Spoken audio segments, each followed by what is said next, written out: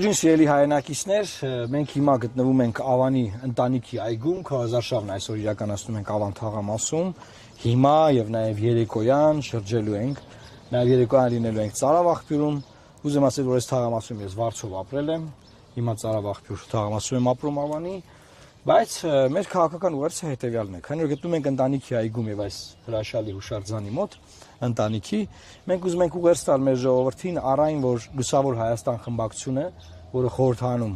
լինելու է ձեր աջակցությամբ, ձեր քվեարկությամբ, զբաղվելու է Հայաստանի Հանրապետությունում երիտասարդ ընտանիքների խնդիրներով, երիտասարդության խնդիրներով, ինչու որտեղ մենք գտնում ենք, որ ընտանիքը պետության բջիջն է, եւ մենք պաշտպանիր ինքնությունդ կարգախոսի մեջ, բնականաբար տեսնում ենք ընտանիքը, հայ մարդու ընտանիքը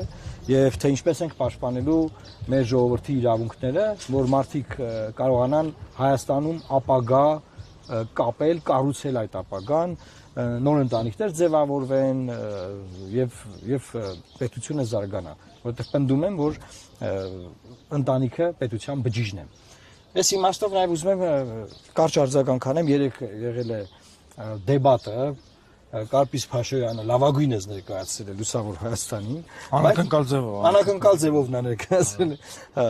որովհետև չէինք հավատում, որ լավ է ներկայացնել, չէ, լավ է ներկայացրել, բայց ուզում շատ կարճ արձագանքել Արադ Միրզոյանին,